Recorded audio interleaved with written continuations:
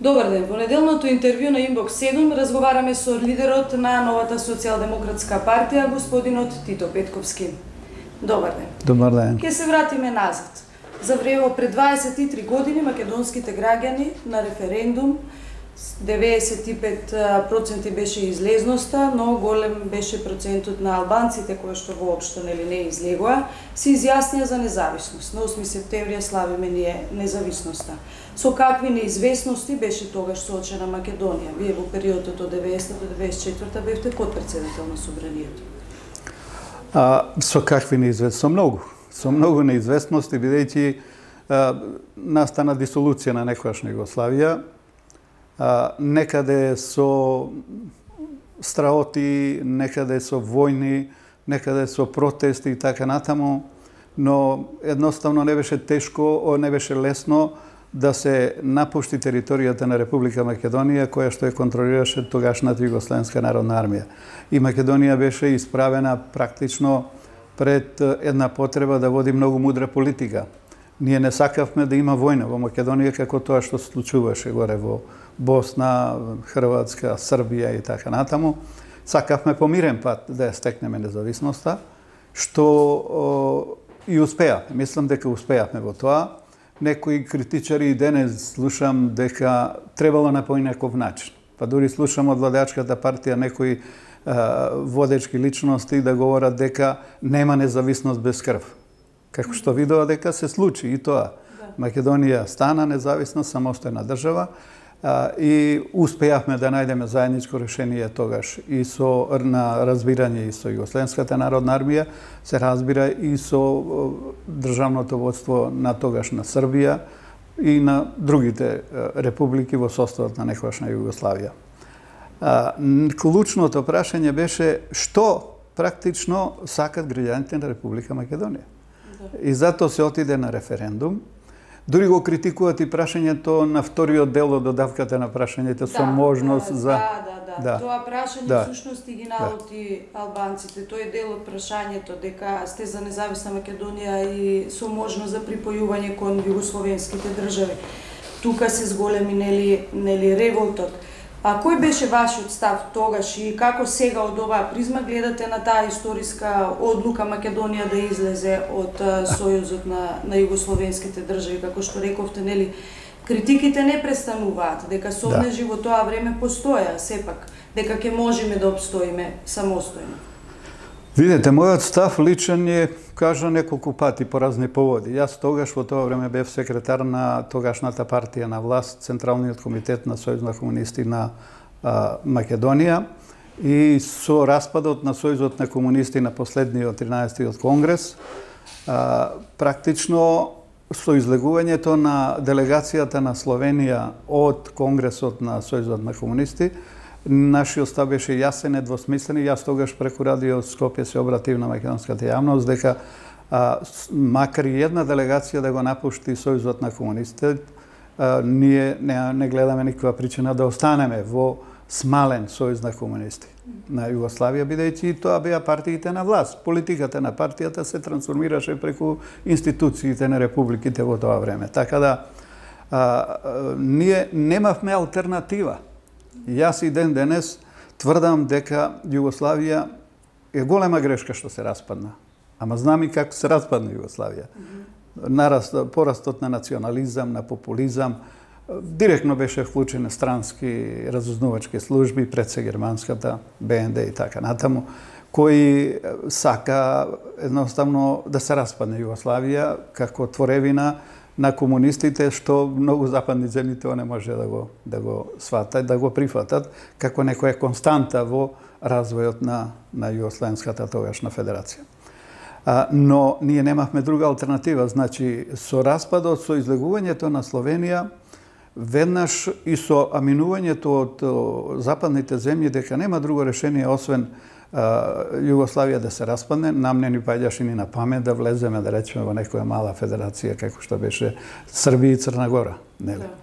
Туку ние тврдевме цело време дека не треба војна, не треба политички договор.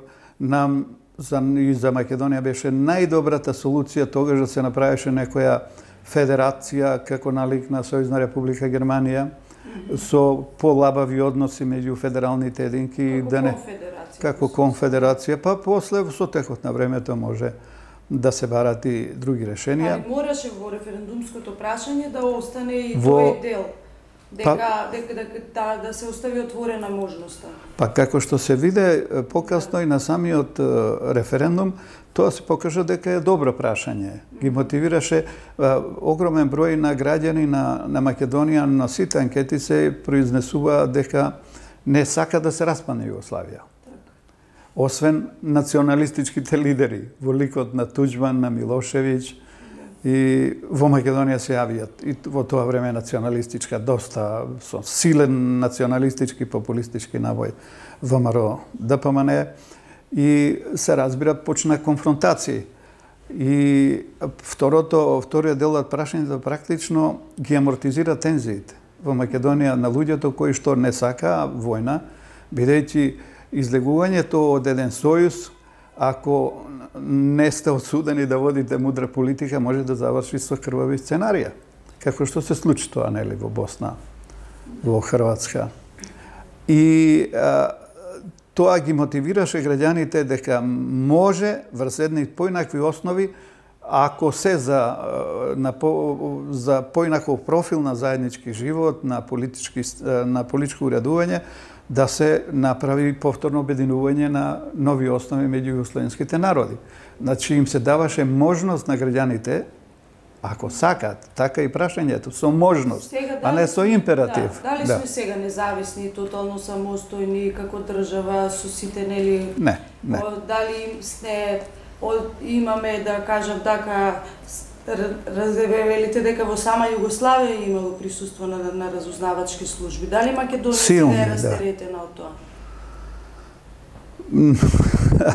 Јас лично мислам дека Македонија денес е држава без перспектива. Ние сме банкрот држава, по сите основи.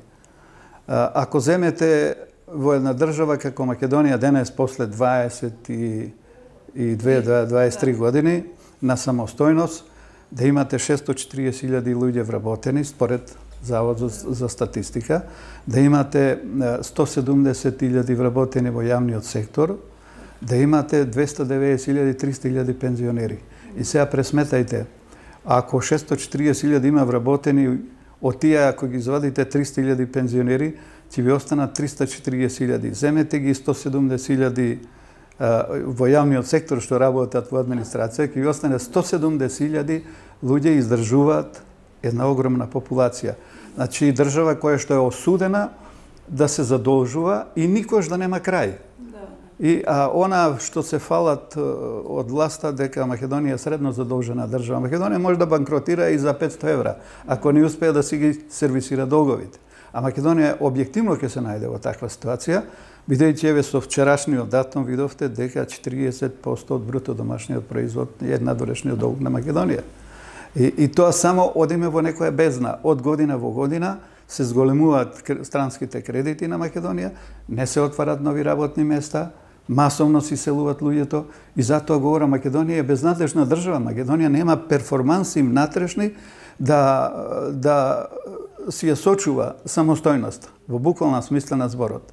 Значи, апсолутна самостојност не постои, бидејќи државите, ако тендираме кон Европска Унија, пак дел од суверенитетот го отстапуваме на Европската Унија. Јас гледано низ ова призма мислам дека граѓаните се многу разочарени затоа што со референдумот беа огромни ветувањата. Дека ние ќе бидеме сами на своето, ќе одлучуваме сами за својата судбина, сами ќе си ги уредуваме односите внатре. Сами стопански се развие, што беше... имате од поранешниот премиер говореше за некоја национална економија, што е ступидност невидена. Кој денес може? Која е таа нација што сама е затворена во себе и се издржува од сопствената продукција? Таква не постои. Значи, огромно е разочарувањето, бидејќи страшно големи беа очекувањата дека животот на граѓаните ќе биде многу подобар. Сега, ако земете овие 23 години, од 90-та година, стандардот на граѓаните во моментот на дисолуција на некојашна Југославија беше 30% поголем од колку што е сега. Па видете го ќарот од самостојноста, сувереноста, независноста. Или се работи за многу погрешна политика, или се работи за страшна манипулација, или едноставно ние немаме потенцијали, кадровски, човечки ресурси и така натаму да го направиме животот подобар. Значи, ние сега, ако вие имате намера сами да градите држава, среќни и така натаму, шампањско пиевме на плоштад а од тогаш до денес животниот стандард се повеќе паѓа. Која е смислата на луѓето да излезат на референдумот и да гласат за самостојност, ако порано им било подобро? Вулгаризирам, сакам да кажам дека луѓето очекува повисок стандард, вработување, очекува почист, подобар, повисоко ниво на здравство. Ние тогаш имавме бесплатно здравство, имавме бесплатно образование. Погледнете сега каква ни е состојбата. Значи, обичниот човек е доведен во многу потешка ситуација од колку што беше во тогашна Југославија. Не говорам носталгично за некоја Југославија. У принцип сум човек што не трпам граници. Ние онака еден ден ќе влеземе во Европската унија, дали подоцна или порано ќе влеземе. И ние не можеме да бидеме затворени како авторитарен режим, оној што сега Груевски мисли дека вечно ќе трае. Значи човекот природа е таква. Ние тогаш го променивме и знамето. После 2 години ми се чини после независноста, под притисок на Грција, мораше да се промени знамето. Јавноста знае, мислам дека предлогот беше од Грчев, Глиборов тогаш го прифати тоа. Не, он технички го изработи. Одлуката беше наша, бидејќи проблемот со Грција се наметна. Ние во сите контакти со меѓународната заедница за осамостојувањето на Македонија и градењето на нашата независност моравме да водиме меѓународна политика балансирана во односите со соседите. И тогаш силно се наметна прашањето од страна на Грција, зад кое што застана Европската комисија, Европската унија, дека треба да се направат промени во знамето. Говорам во знамето, она што рековте вие технички, Грчев и една група архитекти што го направија, со символот на Виргина. Да тргнеме уште од тоа дека во Ману почна да се дешифрира и каменот на Розета. Денеска, дали уште во тоа време постоја некои антиквизаторски одлуки да се носат и ако било така, со која цел било тоа или? Тоа е трагично што и се случува на Македонија со промена на нејзиниот идентитет. Да, например, сега денеска го имаме Александар Македонски на плоштад. Логично би било нашето знаме да биде знамето од Виргина, така? Ама нема никаква логика денес. Нема никаква логика. Све е лудо денес, мислам. Државните символи потекнуваат од така, од националното чувство, од државноста ја определуваат. Химната, знамето, и грбот се државни символи. Значи, државните символи треба една слика 1000 зборови. Значи, да кажува практично и за генезата, и за идентитетот, па и ако сакат и за аспирациите на една нација. Мислам, трагично е што се случува на Македонија, бидејќи ние имавме најсилната карта во старословенските просветители, кои што еден огромен дел од Европа и донесува цивилизација. Тоа беше нашата најсилна карта пред светската цивилизација, а и денес пред Европската комисија. Зошто се откажа и зошто тргна кон антиквизација, можеби, јас не знам, можеби се навистина оригинални чувствата на семејството на Груевски, која што потекна од егејскиот дел на Македонија и можда за нив е тоа императив на времето да го направат тоа што го прават. Али мислам, тоа е злосторство кон македонската нација. Прво, старите словени за старите словени имате научен фундамент. За антиквизацијата во Македонија немате ниту еден научен доказ. Не се отвори ниту една тркалезна маса, не се направи ниту една дебата. Од каде ние одеднаш, тоа беше само политичка одлука, од каде ние одеднаш потомци на Александар Македонски и поголеми грци од грците.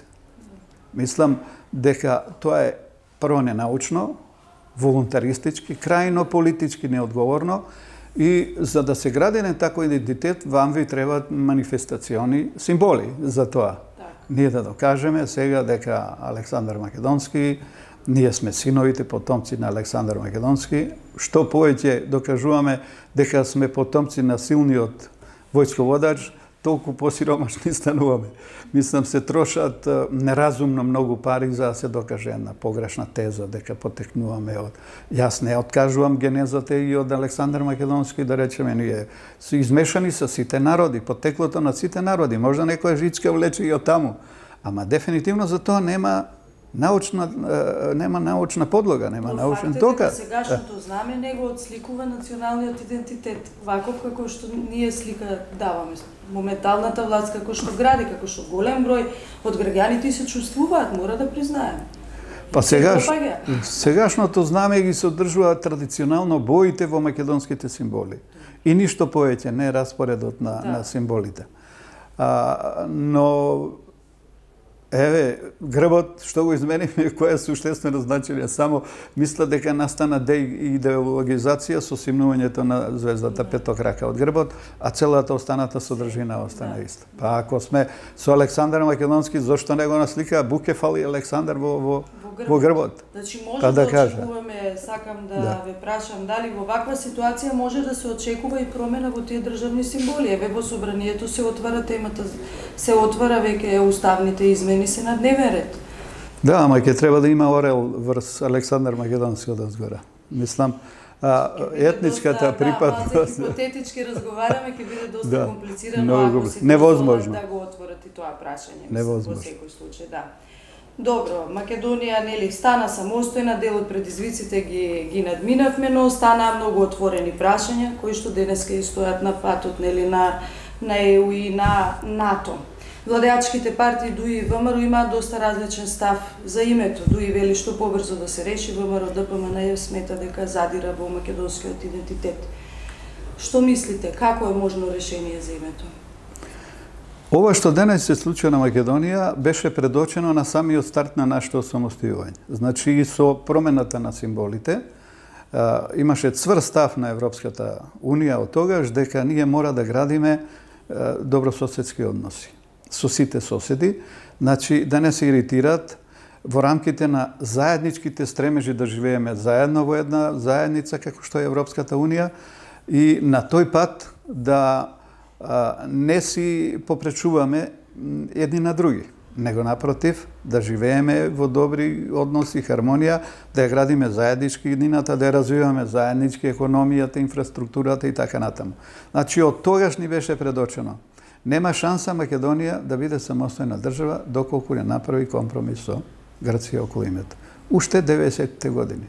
Уште со самиот чин на самостојувањето на Македонија. Уште референдумот кога распишавме, ни беше предочено. Нема шанса никогаш да влезете во Европската Унија, бидејќи тоа е еден клуб во кој што членува Грција, а Грција се противи одлуките во тој клуб се донесуваат со апсолутен консенсус, значи нема -1, -2 гласа, туку едногласно се носат.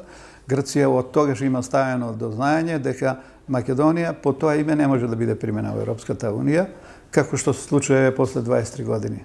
Ама имате некои луѓе кои тоа не сакаат да го сватат или мислеја дека има некоја друга варијанта подобра за Македонија. И мислам, страшно многу ја злоупотребија таа заложба на Грција и подготвеноста на една интелектуална структура во Македонија и политичка да се направи компромис со кој се разбира не би се задирало во идентитетот, јазикот. И дури сега имате после толку години, имате од медијаторот и од најмоćната фигура во Европа сега и па и во светот, ако сакате, дека не се разговара за идентитетот. За тоа е тема за која не се преговара. Или сме тоа или не сме. Јас сум македонец, не може да бидам нешто друго. Ама Груевски вели дека сум грк. Или дека сум предавник, дека ставот мој за флексибилен по однос на тоа да изградиме добри односи, да најдеме некој компромисно решение и да живееме заедно во една таква асоциација како што е Европската Унија, за нив е тоа невозможна мисија. Тие, затоа што... Тој притиска, можат ли нешто тие да... Мислам, не. Да променат и да направат забрзување во тој тек, во тој правец? Не верувам, бидејќи Груевски направи кариера, политичка кариера, направи на тема на името. Национализмот и популизмот практично им ги сервираше секојдневно преку големиот број на медиуми што ги контролира и денес и невозможно е да направите таков компромис. Бидејќи луѓето кои што 90% од територијата, можеби 100% гледат македонска телевизија, не им се прикажува никаква друга алтернатива. Или гледат Сител, исто така нема друга алтернатива, нема опонентно мислење. Туку единствено имате тоа. Груевски вели, никако глава даваме, име не даваме. Ако е така, никогаш ние нема да дојдеме до решение. И која е сега другата варијанта? Зошто луѓето прогласија дека врвен интерес е да бидеме самостојна, суверена држава, ама да одлучуваме за сите прашања? Ако не можеме да одлучуваме за некои прашања, која е смислата на самостојност и сувереност? Се уште сме на почетокот испаѓа, се уште првото основно прашање не е решено. Па дури и сега, како што одминуваат годините, бидејќи ова прашање не сме го решиле, од Европската Унија стигат и сосема поинакви тонови, дека и да го решиме проблемот со името. Со ова ниво на демократија во Македонија, со ова ниво на слобода на медиуми, со ова ниво на човекови права и слободи, со ова ниво на правен систем, на правна држава, немаме шанса да влеземе во Европска. Ама тоа се стандарди уште од копенхашките принципи, кои се темелат на копенхашките принципи. Така да, дури сега му е кажано на Груевски, ние имаме информација дека му е кажано многу одговорно во Берлин, дека Македонија е сериозен проблем на Европската Унија. И да го решите проблемот со Грција, вие сте веќе сериозен проблем. Значи, сериозен проблем ние од причина што работиме антиевропски. Ние сега покренуваме устав, промена на уставот, каде никаде не е предвидено ни еден документ од Европската Унија. Предвидуваме финансиски зони над кои овие се згрозуваат. Мислам Германија, Франција, големите сили. Прогласуваме институција брак, кај што европското законодавство дава потполна слобода и избор на сексуална ориентација. Се повеќе и НАТО алијансата станува недостижна за нас. Еве последниот самит во Кардиф сега баш се случува. Се знае дека Македонија не очекува никакви позитивни вести од таму. Меѓутоа, колку може да биде одржлива оваа ситуација надвор од ЕУ, надвор од НАТО?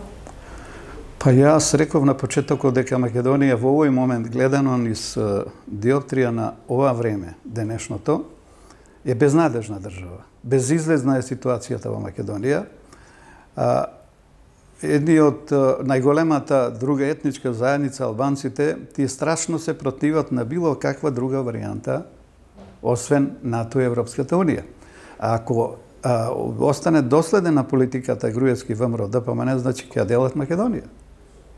Повеќе од сигурно, бидејќи албанците не сакаат да идат во некоја алијанса со русите и со други држави, туку едноставно сакаат она ориентација за која што огромен дел од популацијата албанци работат надвор во европските земји, во Швајцарија, во Германија, што не е случај со македонци. Македонци многу работат, живеат во Австралија, во Америка, во Канада и во европските земји, али албанците се концентрирани во европските земји. Дека е неодржлива оваа ситуација? Неодржлива. Нов конфликт? Во која смисла? Апсолутно. Па, еве, гледате, тие го форсира тој конфликт. Груевски владее во Македонија на антиалбанска основа. Погледнете што зборуваше за време на изборната кампања. Дајте ми 62 пратеника да не ме уценува дуи, да не ми бара албански јазик. И Ахмети, значи тоа беше договор. Да се тие така собират гласови. Со овој напатен народ, сиромашен, беден, он се вржува групно за етносот, се собира околу етничката припадност. И се групира, а Груевски тоа го знае. Тоа е страшно невидена манипулација со македонец. Меѓутоа, ако дојде до конфликт и повторно поделба, мислам, и поделба на држава, би било поразително за сите нас, и за тие што се на власт, и за опозицијата, за народот, да не мислам на број. Ја не знам дали они размислуваат во таа насока. Нив ги интересира власта и гледате, они постојано прават предвремени избори, свесни се дека со купување гласови, со вработување, да достигне на држава која нема ни 2 милиони жители, не сакат попис да направат, да се види кој е електоратот во оваа држава. Значи, свесни дека можат на тој начин да манипулират. и што подолго да останат на власт. Ја не знам дали е точно, ама мислам дека е близко до вистината. Ако еден од најмоćните луѓе во врвот на ВМРО ДПМН славел првата милијарда што ја заработил на македонска почва од македонските граѓани, и тоа со специјален авион до Дубај, со одбрано друштво и така натаму. Да мислите што ти очекуваат од Македонија? Дали ти уопште сакат Македонија да опсти како држава? Не сум сигурен. Ако тие постојано иритираат предизвикуваат меѓуетнички конфликти, на секој избор истото го прават. Не знам дали сакат хармоничен живот меѓу македонците и албанците. Не сум сигурен дека работат за суверенитетот и територијалниот интегритет. Не сум сигурен дека следбениците на Љупчо Георгиевски околу поделба на Македонија и денес не ја прифаќа таа политика. Значи, тие страшно манипулираат со македонецот, ќе се најдат во тесна, немаат пари, албанците се тие кои што не ни дозволуваат ние да живееме нормално, дајте власта да удриме против албанците. Националистичката карта. Па на националистичка и популистичка карта. Значи, неновата епизода судски процеси за клевета заврши дека мора да му плати нели заев на премиерот 50.000 евро. И вие имавте своја епизода, да кажем, во таа една серија на такви тужби. Решивте, откако апелација потврди за оштетата од 10.000 евра, да се жалите пред Уставен суд. Да. Каква одлука очекувате и од тој суд во држава? Знаете, јас за правдата ќе се борам. И сум по вокација правник. Така натаму ќе се борам до крај. Дури постојат можности формално правни. Ова е последната инстанца во домашното законодавство после Страсбург, после Меѓународниот суд за човекови права. Значи, јас ќе одам и до таму, затоа што знам досега од информација од судија што била на тој суд, дека кој да завел спор пред Меѓународниот суд, од балканските простори ги добила споровите. Видејќи, тука нема слобода, нема демократија, нема правна држава, нема ништо, а тие таму не ги интересира Груевски колку е моќен и колку ќе владее, колку може да се заканува на еден друг. Меѓутоа, тие одлуки никогаш не ги променуваат одлуките донесени на судовите овде во нашата држава. Тоа е точно, меѓутоа тоа говори, ако имате вие аспирации да бидете членка на Европската унија, мора и прифатите тие стандарди. Јас за мојот случај ги информирав сите. Сите се крстат. Дали е можно? Дека името било договорено пред самитот. Па не цела, мислам и вие знаете, знаат сите во македонската јавност дека во 2008 во Букуреш и дури и Буш, јас предложим на судот и Буш да се сослуша во улога на сведок Бранко Црвенковски, во тоа време Лазе Леновски министар за одбрана. Тие биле присутни на разговорот. Бранко Црвенковски се согласи да биде сведок, ама го отфрлија. Не сака тие, како сега што го отфрлија Ден Дончев, ирелевантен, а Газданини бил релевантен и така.